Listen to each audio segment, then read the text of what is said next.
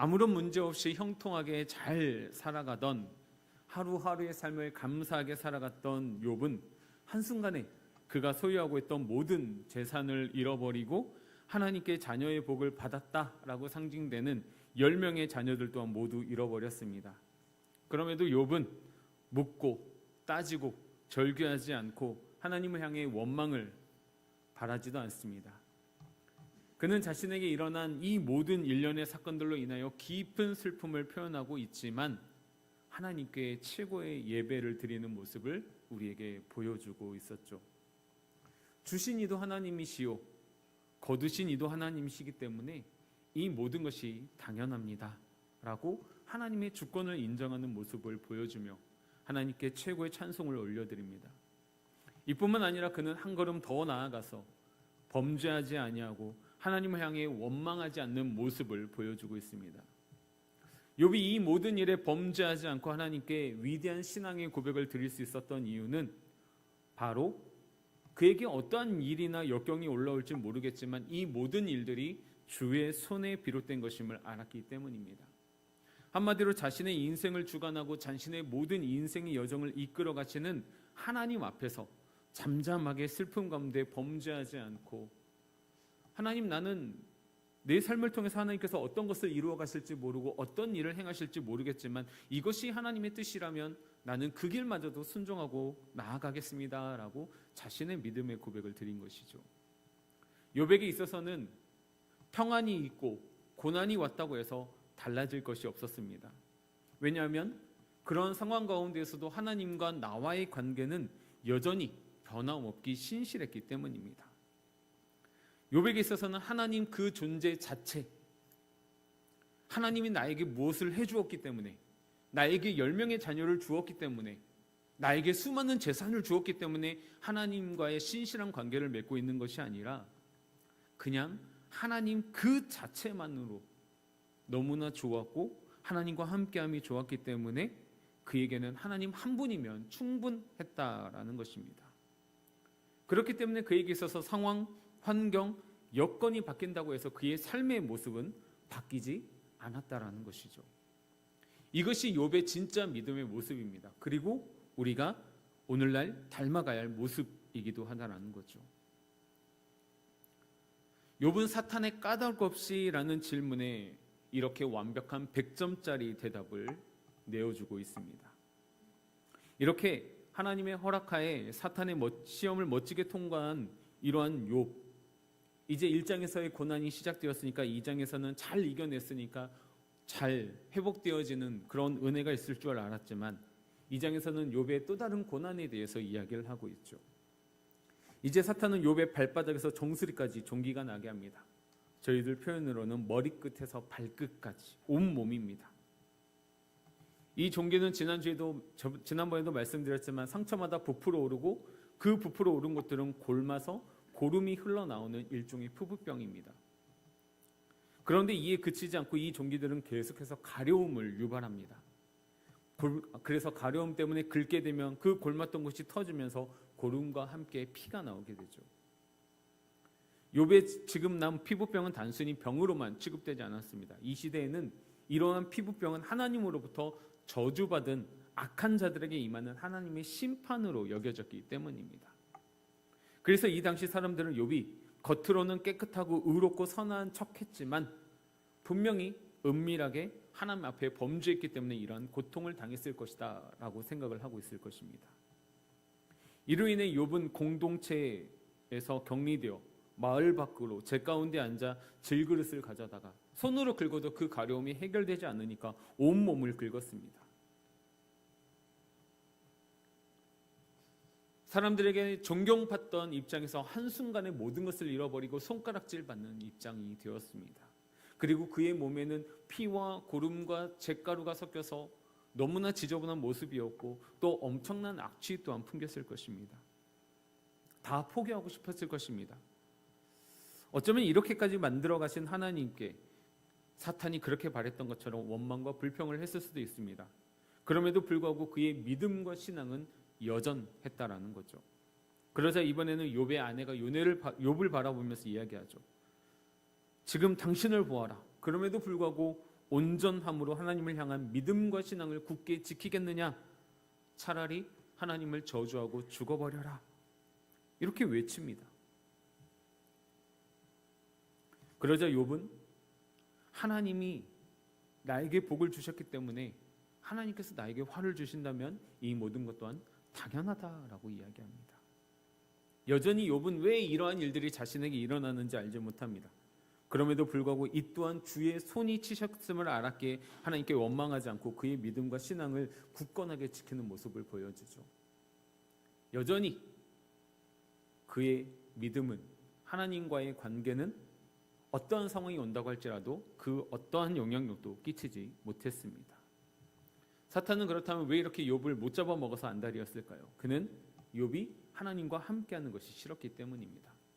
그래서 사탄은 이런저런 핑계와 이유를 대면서 하나님과 욥의 사이를 떨어뜨리려고 합니다. 그것이 사탄이 바라는 것이고 우리 또한 하나님과 연합하지 못하게 방해하려고 합니다. 그래서 우리에게 고난이나 역경이 찾아올 때는 사탄 또한 같이 찾아옵니다. 이번 일을 계기로 하나님과 우리 사이의 관계가 더욱더 멀어지게 하기 위해서. 그래서 실제로 우리가 알 수 없는 고난이 찾아왔을 때 교회를 떠나는 분들이 종종 있습니다. 여러 가지 이유와 핑계가 있겠죠. 상처받아서, 시험받아서. 물론 이 외에도 여러 가지 이유들이 있을 것입니다. 그런데 사탄은 정확히 이러한 빈틈을 노린다는 것이죠. 그 빈틈을 비집고 찾아 들어옵니다. 그러니까 우리 사랑하는 영가족 여러분, 어떤 고난이나 시험이 오고는 사탄에게 틈을 내어주시지 말기 바랍니다. 물론 이 일이 쉽지는 않습니다. 그러나 우리가 버티고 인내하다 보면 그 틈을 메워주고 우리가 하나님부터 떠나지 못하도록 우리를 붙드시고 인도하시는 그 하나님의 손길을 느끼실 수 있을 것입니다. 하나님은 한번 붙잡으시면 절대로 놓지 않으시는 분이십니다. 포기하지 않으십니다. 잠시 잠깐의 유혹에 빠져 그 손을 놓지 않기를 바랍니다.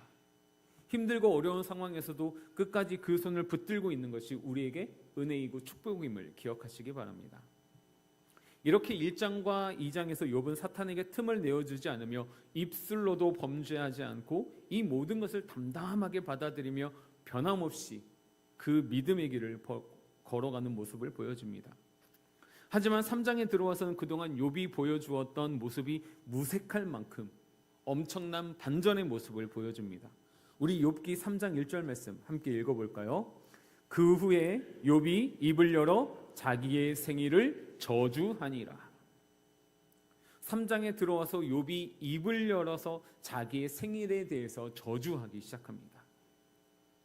그리고 더 나아가서는 본인이 태어나지 않았다라면 내가 평안히 누워서 자고 쉬었을 것이다 라고 하면서 자신이 태어남 그리고 그의 인생의 모든 삶의 여정에 대해서 한탄하기 시작합니다. 우리가 알 수 없는 고난은 누구에게나 일어날 수 있습니다. 우리가 이해할 수 없는 고난과 아픔과 상처는 이루 말할 수 없이 많이 있을 것입니다. 우리가 다 우리 옆에 있는 지체들에게 이야기하지 못할 뿐이죠. 심지어 가족 간에도 이야기하지 못하는 것들이 있지 않습니까? 문제는 우리 인생에 내가 원하지 않는 고난이나 아픔이 우리에게 찾아왔다라는 것이죠. 그런데 이것보다 더 중요한 것은 이 고난이 우리에게 찾아왔을 때 우리가 어떻게 반응하는지가 더 중요하다는 것이죠. 이 반응에는 두 가지가 있는데 하나는 부정적인 반응이 있을 것이고 하나는 긍정적인 반응이 있을 것입니다. 우리가 이러한 반응, 어떠한 반응을 보이느냐에 따라서 그 다음에 이러한 고난을 당하고 힘들어하는 지체를 보았을 때 우리에게 또한 중요한 가지가 있는데 그것은 바로 우리는 그 사람들에 대해서 어떠한 반응을 보여야 한다는 거죠. 머리, 즉 이성적으로 반응해 주어야 하는 일들이 있고 가슴, 감정적으로 반응해 주어야 하는 일들이 있다는 거죠. 흔히 요즘 젊은 사람들이 이야기하는 MBTI에서 너는 T냐 너는 F냐라는 거죠. T는 사고형입니다. F는 감정형입니다. 어떠한 가지 사건을 일어났을 때 논리적으로, 이성적으로 생각을 하느냐 아니면 감정적으로 받아들이냐에 따라서 엄청난 차이가 발생된다라는 거죠. 욥기 3장은 처음부터 끝까지 자기 생에 대한 저주에 대한 이야기입니다. 한탄에 대한 이야기입니다. 그리고 4장에서부터는 엘리바스와 욥의 논쟁을 시작으로 친구들과의 논쟁이 계속해서 이어지게 됩니다. 이 사건의 발단이 바로 3장에 있는 내용 때문입니다. 그렇다면 우리는 여기서 한 가지 의문이 들 수밖에 없습니다. 욥의 아내가 말했던 것처럼 이렇게 자신의 인생과 자신의 생일에 대해서 한탄을 할 거면은 하나님을 저주하고 그냥 죽어버리면 되는데 욥은 왜 죽지 않고 계속해서 아이고 나 죽겠다 차라리 죽었으면 좋겠다 이런 이야기만 하고 있느냐라는 것이죠. 그는 3장 3절부터 자신이 태어나지 않았더라면, 자신의 부모가 자기를 태어나지 하게 않았더라면, 여기서 더 나아가 모든 생명의 근원이 되는 하나님을 원망하는 것으로 논리적으로 귀결을 하고 있습니다. 우리가 욥기 3장을 읽을 때에도 이와 같은 느낌을 받았습니다. 그리고 어쩌면 이러한 설교를 들었는지도 모르겠습니다. 그런데 실제로 이 3장의 내용을 깊이 읽고 묵상해 보면 단순히 욥이 자신의 생일을 한탄하고 원망하고 저주하고 있는 것이 아니라는 것을 알 수 있습니다. 여러분, 지금 욥이 지금까지 당한 그런 상황들과 환경을 한번 생각해 보십시오. 그렇다면 지금 욥은 정상적으로 사고를 할 수 있는 상황일까요? 매일매일이 그 가려움과 고통 속에서 몸부림치며 어쩌면 단 한 시간이 뭡니까? 5분도 제대로 잠을 자지도 못하는 상황일 수도 있습니다. 이러한 욥의 상황을 봤을 때 그는 어쩌면 지금은 정상적으로 사고하고 생각할 수 있는 이성적인 사람이라고 말할 수 있을까요? 아마도 아닐 것입니다. 그렇기 때문에 지금 욥은 3장의 이야기를 하면서 자신이 이성적으로 논리적으로 이야기를 하고 있는 것이 아니다라는 것을 우리는 전제로 깔고 가야 합니다. 욥은 지금 몸도 마음도 지친 상태여서 정상적인 상황이 아니라고 보는 게 맞습니다. 그리고 그의 아내 또한 더 정상이 아닐 것입니다. 한순간에 10명이나 되는 자녀를 잃어버렸는데 그 어떤 어머니가 정상적인 생활을 할 수 있을까요? 이러한 상황 가운데서 그 누가 말실수 한번 안 할 수 있을까요? 그들이 잘했다 못했다라는 것을 지금 이야기하고 있는 것이 아니라 그들이 지금 어떤 정신적 마음적 상황일지 한번 생각해 보라는 것입니다. 만약에 이런 상황 가운데 놓여 있는 사람들이 그 신세 한탄을 들었을 때 지극히 평범하고 정상적인 생활을 살아가고 있는 사람들이 그 이야기를 듣고 네가 기도 안 했기 때문이야, 네가 뭔가 범죄했기 때문이야, 네가 똑바로 살지 않았기 때문이야 라고 이야기해버린다면 그들은 더욱더 힘들고 비참해질 것입니다. 너무나 잘 살아왔고 신앙적으로 흠이 없었던 욥이 이렇게 저주에 가까운 말을 쏟아낼 때에는 그만한 감정적인 이유가 분명히 있었을 것입니다. 오늘 우리가 이 말씀을 함께 살펴보면서 3장의 말씀을 보면서 내 인생에 일어난 많은 일들에 대해서 나는 어떻게 반응하고 있는지 한번 생각해 보시길 바랍니다. 그리고 또 한편으로는 다른 사람들에게 일어난 일들에 대해서 가슴으로 받아야 할 것을 머리로 받고 있지는 않는지, 머리로 받아야 할 내용을 가슴으로 받고 있지는 않은지 한번 생각해 보시기 바랍니다. 오늘 본문의 3장 1절은 그 후에라는 말로 시작을 하고 있습니다. 그렇다면 그 후라는 것은 무엇을 의미하고 있을까요? 바로 그 앞에 나와 있는 2장 11절에 나와 있는 내용입니다. 우리 욥기 2장 11절 말씀 함께 읽도록 하겠습니다. 그때 욥의 친구 세 사람이 이 모든 재앙이 그에게 내렸다 함을 듣고 각각 자기 지역에서부터 이르렀으니 곧 대만 사람 엘리바스와 수아 사람 빌닷과 나아마 사람 소발이라. 그들이 욥을 위문하고 위로하려 하여 서로 약속하고 오더니. 아멘. 욥의 옆에 있던 사람들이 욥이 저주를 받았다라는 그런 일들을 당하자마자 모든 사람들이 다 떠나갔습니다. 그런데 반대로 욥이 고난을 당했다, 욥이 고통스러워한다라는 소식을 듣고 욥의 새 친구가 등장합니다. 그렇다면 욥이 재난을 당했대, 욥이 어려움을 당했대라는 이 소식을 듣고 욥의 친구들이 곧바로 욥이 있는 곳을 향해 달려갔을까요? 그렇지 않았을 것입니다. 이때는 통신 장비가 발달한 것도 아니고 심지어 욥의 이러한 소식을 전할 만한 집안 사람들은 다 멸절했기 때문에 이들에게 있어서 욥이 고난을 당했다라는 소식은 당연히 한참 후에 들어갔을 것입니다.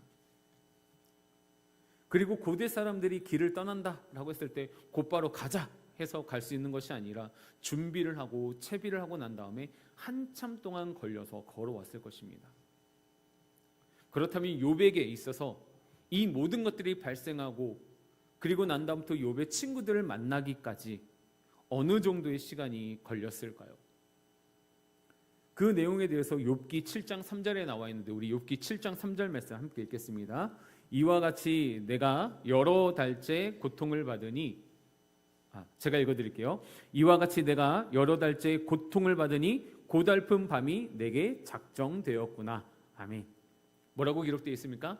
여러 달째 고통을 받으니 라고 되어 있습니다. 욥기 7장에 의하면 욥이 머리끝부터 발끝까지 욕창이 나서 견딘 시간이 1년은 안 되고 한두 달보다는 더 많은 여러 달이 걸리는 것입니다. 그러니까 욥기 2장 전반부와 욥의 친구들이 등장하는 후반부까지는 여러 달이라는 시간적 간극이 존재하는 것입니다. 얼마 동안 하루 또는 며칠 당했거니 생각하면 안 됩니다. 욥은 이미 여러 달 동안 상당한 고난으로부터 버티고 인내하고 견뎌왔던 것입니다. 이런 욥에게 그의 친구들이 찾아온 것입니다. 그럼 지금 욥을 찾아온 이 친구들은 어떤 사람들일까요? 먼저 욥의 친구 세 사람 중 한 명을 데마 사람 엘리바스라고 소개를 하고 있습니다. 성경은 다른 친구들과는 다르게 엘리바스의 고향인 데마에 대해서 명확하게 이야기를 해주고 있는데 그 내용이 예레미야 49장에 나옵니다. 우리 예레미야 49장 7절 말씀 함께 읽어보도록 하겠습니다. 에돔에 대한 말씀이라 만군의 여호와께서 이와 같이 말씀하시되 대만에 다시는 지혜가 없게 되었느냐 명철한 자에게 책략이 끊어졌느냐 그들의 지혜가 없어졌느냐. 아멘. 대만은 에돔 지역에 있고 욥이 사는 지역과 가장 가까운 곳에 있으면서 욥의 친구들 가운데 가장 연장자이기도 했습니다. 그리고 방금 읽은 우리가 예레미야 말씀처럼 대만은 지혜로운 땅이라고 평가되는 곳이었고 실제로 이때 당시에 지혜로운 사람들이 가장 많이 살고 있는 지역이기도 했습니다. 그래서 엘리바스는 지혜가 있는 연장자의 역할을 맡고 있습니다. 그리고 엘리바스라는 이름에는 두 가지 정도의 뜻이 있는데 하나는 하나님은 금이시다라는 뜻이고 하나는 하나님은 승리이시다라는 뜻이 있는데 히브리어 발음상 금과 승리가 동일한 비슷한 발음을 냅니다. 그래서 두 가지 정도로 의미를 하고 있는데 아무튼 굉장히 좋은 이름입니다. 그리고 두 번째 친구는 수아 사람 빌닷이라고 나오는데 수아는 어느 지명인지 정확하게 나오지 않습니다. 빌닷이라는 이름은 다툼의 아들, 혼란스러움이라는 뜻을 가지고 있습니다. 그리고 세 번째 친구는 나아만 사람 소발입니다. 나아만 역시 성경에 나오지 않습니다. 소발이라는 이름의 뜻은 날카로운 손톱 또는 날카로운 발톱이라는 뜻을 가지고 있습니다. 이들의 이름과 뜻과 비슷하게 엘리바스는 굉장히 점잖게 지혜 있게 격식 있게 이야기를 하고 다른 두 친구는 그 이름처럼 날카롭게 욥을 후벼파면서 이야기를 합니다. 어쨌든 중요한 것은 이 친구들이 왔다라는 것입니다. 서로 연락해서 욥에게 여러 달 거쳐서 고생해서 그를 찾아온 겁니다. 그렇다면 이 친구들이 욥에게 온 이유는 무엇일까요? 이들은 욥의 안타까운 소식을 듣게 되었고 욥기 2장 11절에 기록된 것처럼 그들이 욥을 위문하고 위로하기 위해서였습니다. 그리고 이들이 실제로 그 욥을 찾아온 목적대로 위문은 합니다. 그런데 위로는 하지 못합니다. 욥을 찾아온 이들은 욥을 발견했지만 욥의 고통이 너무나 심함을 보고 일주일 정도 아무 말도 하지 못합니다. 어쩌면 욥의 친구들이 도착해서 욥을 보게 되면은 뭔가 나름 위로의 말들을 준비하고 왔을 것입니다. 그런데 차마 아무런 말도 할 수 없었던 것입니다.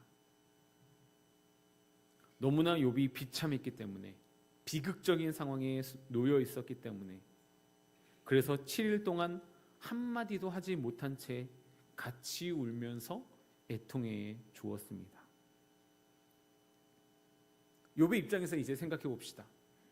몇 개월에 걸쳐서 그 아픔, 힘든 고난, 역경을 혼자서 계속해서 삼키면서 버티고 견디고 인내하다가 친구들을 보고 7일을 지나 말을 하기 시작하는데 그 말의 내용이 바로 욥기 3장 전체라는 거죠. 그리고 욥이 하는 3장의 대부분은 도대체 내가 왜 이 땅에 태어나서 이러한 고난을 당하고 있는 것인가?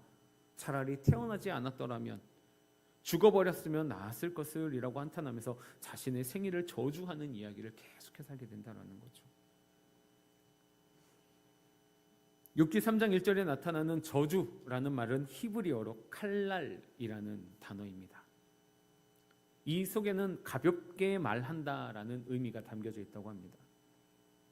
히브리 사람들은 대개 이야기를 할 때 무겁게 말한다라고 하면 존중하는 것이고, 가볍게 말한다라는 것은 저주하게 되는 것인데, 자신이 태어난 날에 가볍게 말을 하기 시작했습니다.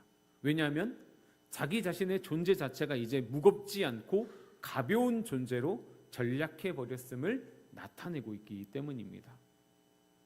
그래서 우리가 3절부터 시작되는 욥의 모든 말을 읽을 때에는 이성적으로, 논리적으로 듣고 읽어야 하는 것이 아니라 가슴으로 들어야 하는 말입니다. 감정적으로 이해를 해야 합니다. 이 내용이 너무나 난해하고 복잡하고 이해할 수 없는 부분들도 있습니다. 그런데 우리는 이 말을 이성적, 논리적이 아니라 욥의 슬픔 가운데 그 감정을 통해서 읽어야 한다는 거죠. 물론 이 가운데는 엄청난 논리가 있기도 하지만 감정의 논리이지 이성의 논리가 아니라는 것이죠. 그래서 누군가는 이렇게 이야기를 했습니다. 누구나 고난을 당하면 시인이 된다. 그래서 욥기 3장은 시의 형식을 이룬 말씀입니다. 산문이 아닙니다. 이야기가 아닙니다. 그래서 훨씬 더 이해하기 어려운 내용들로 되어 있는 거죠. 욥기 3장 3절부터 19절에 이르기까지 자신의 신태를 한탄하면서 살아가는 것이 죽는 것보다 더 괴롭다라고 이야기를 하고 있는 거죠. 가끔 우리가 이 세상을 살아갈 때 너무나 힘든 일이 닥쳐왔을 때 사는 것보다, 죽는 것보다 사는 것이 더 힘들다라고 이야기할 때가 있습니다. 지금 욥은 그 이야기를 하고 있는 거죠. 그래서 욥은 욥기 3장 20절에서 이렇게 이야기합니다. 어찌하여 고난당하는 자에게 빛을 주셨으며 마음이 아픈 자에게 생명을 주셨습니까?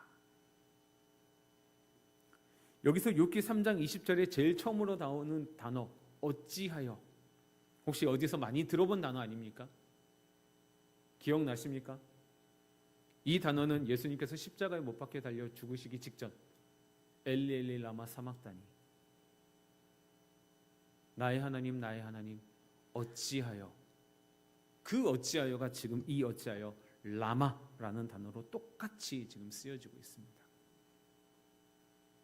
이 어찌하여 속에는 지금 고난당하는 자, 마음이 아픈 욥의 심정이 전부 다 담겨져 있는 것이죠. 그의 상황이 담겨져 있는 거죠. 그래서 차라리 그 삶을 포기해버렸으면 좋은데, 그런데 생명의 주권자이신 하나님께서 욥을 계속해서 살아가게 하신다는 거죠. 왠지 아십니까? 하나님께서 욥의 그 생명의 울타리를 두르고 있기 때문입니다. 욥에게는 세 가지의 울타리가 있었습니다. 첫 번째는 자녀를 비롯한 그의 모든 소유물의 울타리, 두 번째는 욥의 건강이라는 울타리, 그리고 마지막 세 번째로는 욥의 생명이라는 울타리. 하나님은 사탄에게 시험을 할 때 자녀들과 그의 소유물에 대한 울타리를 거두어 가셨고, 두 번째 시합에서는 욥의 건강이라는 울타리를 거두어 가셨습니다. 그런데 하나님은 마지막 세 번째 욥의 생명이라는 울타리를 거두지 않으셨고 심지어 사탄에게도 그 생명을 취할 수 없도록 울타리를 둘러쳐 주셨습니다. 그래서 욥은 죽고 싶었으나 23절에 기록되어 있는 것처럼 둘러싸여라는 말을 통하여서 그는 이러지도 못하고 저러지도 못한 상황에 놓여 있었던 것입니다. 여기서 23절에 나와 있는 둘러싸여라는 말은 1장 10절에 나오는 울타리와 똑같은 말씀입니다. 다시 말해서 그는 한탄하고 자신의 생애를 저주하고 있는 가운데서도 하나님의 주권을 인정하고 있는 모습을 보여주고 있는 것이죠.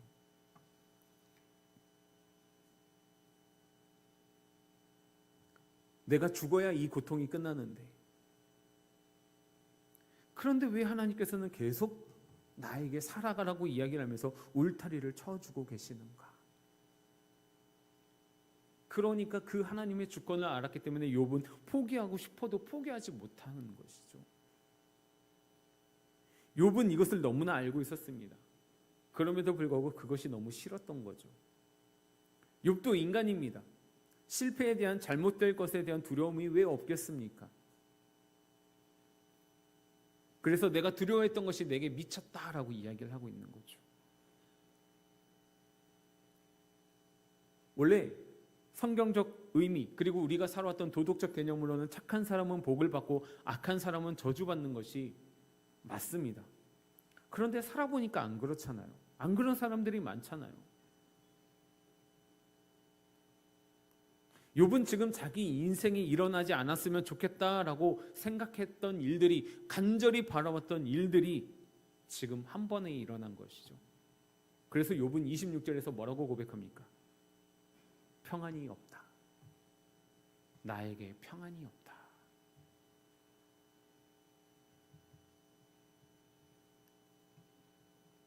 욥은 처음으로 입을 열어서 죽고 싶다라고 말을 합니다.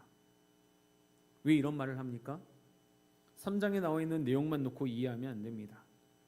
욥이 지금 이렇게 말을 할 수 있는 이유는 바로 2장 11절에서 13절에 나와 있는 내용 때문입니다. 거기에 어떤 내용이 있습니까? 욥을 위로하기 위해, 위문하기 위해 온 그의 친구들이 있었다라는 거죠. 아무도 없으면, 내 주위에 아무도 없으면은 울지 않습니다. 왜 그렇습니까? 위로해 줄 사람이 없기 때문입니다. 욥이 오늘 3장 1절에서 26절까지의 탄식을 하게 되는 것은 하나님을 저주하거나 나에게 주신 이 모든 상황에 대해서 하나님을 원망하기 위해서가 아니라 그의 친구들이 왔기 때문에 그의 마음이 풀어진 것입니다.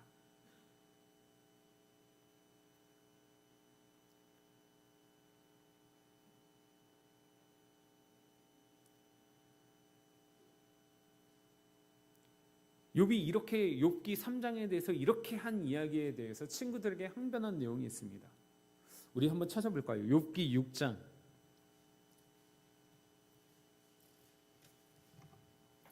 욥기 6장 2절에서 3절 말씀입니다. 욥기 6장 2절 3절 말씀 함께 읽겠습니다. 나의 괴로움을 달아보며 나의 파멸을 저울 위에 모두 놓을 수 있다면 바다의 모래보다도 무거울 것이라. 그러므로 나의 말이 경솔하였구나. 그리고 우리 6장 14절 말씀 다시 한번 읽어볼까요? 6장 14절 말씀입니다. 시작. 낙심한 자가 비록 젖는 장을 경외하기를 저버릴지라도 그의 친구로부터 동정을 받느니라. 지금 욥기 3장에서 자신의 신세를 한탄하고 있는 이유는 무엇입니까? 친구들에게 내 마음 좀 알아줘. 내 상황 좀 알아줘. 내가 너희들 아니면 지금 어디에다가 내가 이렇게 한탄할 수 있겠니? 니들이 내 마음을 좀, 이 탄식하는 소리를 듣고 나를 좀 위로해 줬으면 좋겠다. 나를 좀 동정했으면 좋겠다라고 이야기를 하고 있는 거예요. 불쌍하지 않습니까? 그 누구에게도 하지 못했던 이야기들을 그 친구들이 오자마자 쏟아내는 거예요. 울분을 토하듯이. 거기다 대고 친구들은 뭐라고 합니까?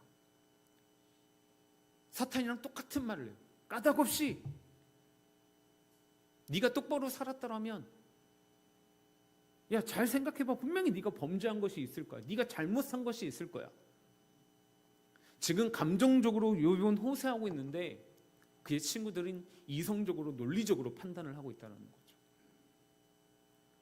율법, 성경이라는 잣대를 들이밀어서 네가 회개하지 않았기 때문에 네가 하나님으로부터 해결될 일들이 해결 안 되기 때문이야 라고 이야기하고 있는 거예요.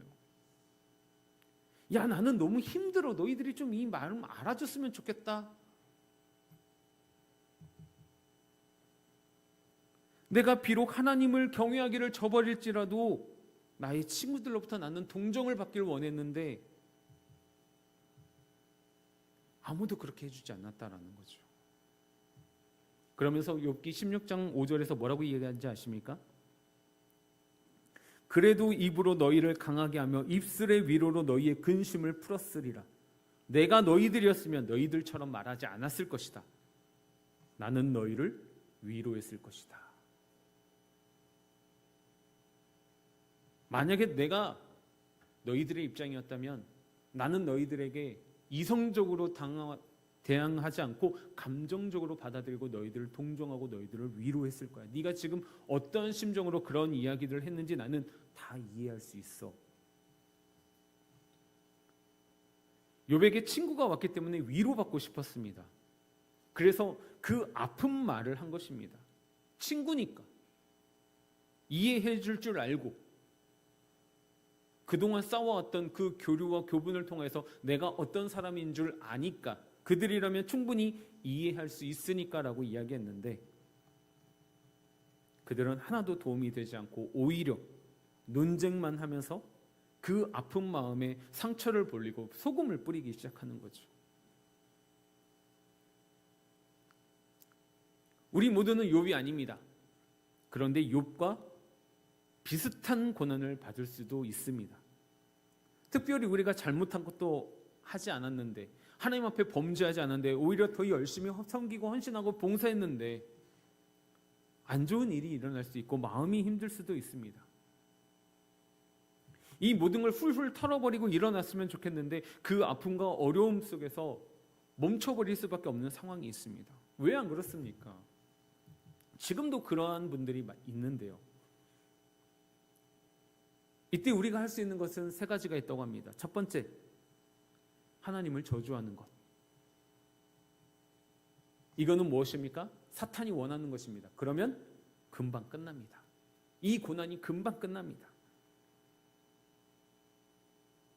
너무 극단적이죠. 세 가지 중에 세 번째, 자살하면 됩니다. 인생을 마감하면 됩니다. 이것 또한 극단적이죠. 그런데 이 양극단을 취하지 않고 벗어나서 가운데 길을 걸어가는 것 2번. 욥이 지금 하고 있는 탄식이라는 것이죠. 탄식은 다른 말로 하면 기도라는 것이죠. 이러한 것들이 성경에 너무나 많이 나오고 있습니다. 그중 대표적인 게 시편 109편 말씀입니다. 기록해 두셨다가 나중에 시간 되면 한번 시편 109편을 차분히 한번 읽어보시기 바랍니다. 자, 그렇다면 욥과 같은 상황에서 우리가 해야 할 일은 무엇일까요? 시편 62편 8절 말씀 우리 함께 읽어보도록 하겠습니다. 시편 62편 8절 말씀입니다. 백성들아, 시시로 그를 의지하고 그의 앞에 마음을 토하라. 하나님은 우리의 피난처시로다. 셀라. 아멘. 우리가 해야 할 일을 지금 시편 62편 8편에서 이야기하고 있습니다. 하나님 앞에서, 그의 앞에서 너의 마음을 전부 다 토하라, 토설해라, 토해내라. 왜? 하나님은 우리의 피난처시기 때문에. 지금 욥기 3장을 한 구절로 딱 줄이면 시편 62편 8절 말씀이 되는 것입니다. 욥은 지금 자신이 의지할 만한 사람들 앞에서 하나님을 향해 자기 마음을 토해내었습니다. 그런데 그들은 받아들여지지가 않았죠. 이래서 우리에게는 신앙 공동체가 필요한 것입니다. 우리에게 사랑방이 필요한 이유고요. 우리에게 구역이 필요한 이유고요. 나와서 내가 속상한 것을 말하고 표현을 해야지만 살 수 있는 것입니다. 물론 하나님을 향해 저주하면 벌을 받습니다. 고난을 통해서 하나님께서 하려고 하는 계획이 사라지게 됩니다. 하지만 어떻게 하든지 탄식을 하든 회개할 것이 더 있더라도 기도하고 하나님 앞에 나오면 하나님께서는 저와 여러분의 삶을 변화시켜 줄 수 있는 기회를 주신다라는 것이죠. 여러분, 놀라운 사실, 친구들은 정죄하는데 하나님은 절대로 정죄하지 않습니다.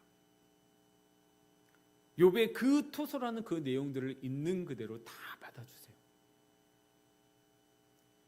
우리가 이렇게 토해놓지 않으면 결국에는 이것 모든 것들이 우리에게 쌓이고 쌓여서 우리에게 병을 가져다 준다는 것이죠. 말 못할 탄식, 괴로움, 아픔 있으십니까? 그렇다면 하나님 앞에 토해놓듯이 모든 것을 쏟아 놓아 보시기 바랍니다. 한나가 그랬지 않습니까? 자녀가 없는 것으로 인하여서 그 마음의 고통과 아픔과 괴로움과 슬픔을 당했을 때 하나님 앞에서 토설하잖아요. 사랑하는 영가족 여러분, 아무도 내 마음을 몰라주고 아무도 나를 위로해 준다고 내가 외롭다라는 생각이 들을 때마다 우리를 꾸짖지 아니하시고 우리를 따뜻하게 품어주시고 우리의 모든 것을 들어주시는 하나님 앞에 쏟아 놓으시기 바랍니다. 그리고 우리 사랑하는 모든 영가족들, 욥의 세 친구들과 같이 위문은 하였으나 위로하지 못하는 자들이 아니라 위문도 하고 위로도 하고 지금 내가 이 사람의 상황에 대해서 이성적으로 반응해야 될지 감정적으로 반응해야 될지 올바른 판단을 하고 난 다음에 그들에게 참된 위로를 해주고 마음으로 품어줄 수 있는 따뜻함이 넘치는 우리 공동체가 되기를 소망합니다. 그럴 때 우리 공동체에는 아픔이 있어도 함께 울어주고 기쁨이 있으면 함께 웃어줄 수 있는